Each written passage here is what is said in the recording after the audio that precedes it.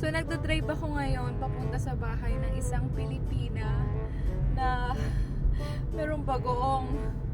Alas 8 pa lang ng umaga, nagki-craving na ako sa pinakbet. Alas 2 na naiiyak na ako kasi hindi pa ako kumakain. Nagugutom na ako. Gusto ko ng pinakbet.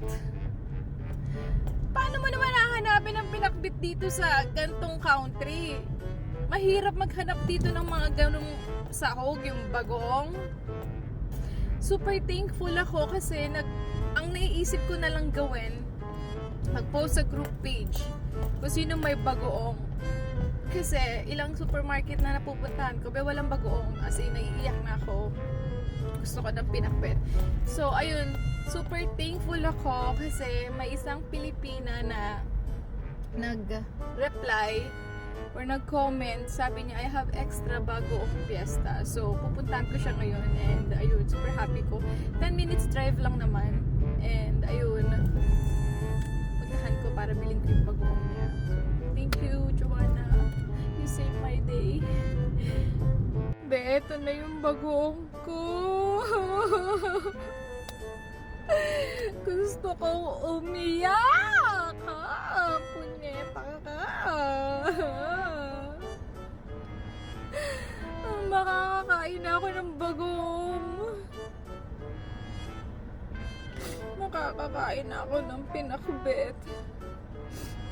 Kaso ang isa pang problema ko, kailangan kompleto yung sahog.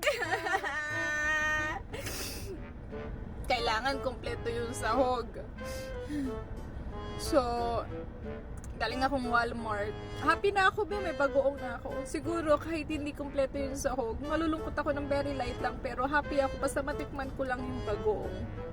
Masabi ko lang na pinakbet siya. Pero galing ako Walmart, wala silang tawag dito, yung maalat na gulay.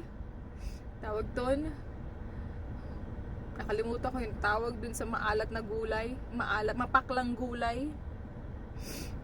Yung kulubot-kulubot. Nakalimutan ko yung pangalan. Basta yun. Yung nasa isip ko. Bitter ba tawag doon? Hindi ko alam. Basta mapakla siya. So, yun yung kailangan nating mahanap, be. Kasi, galing ako Walmart, wala. So, this is my adventure. For my pinakbet day. Mwah.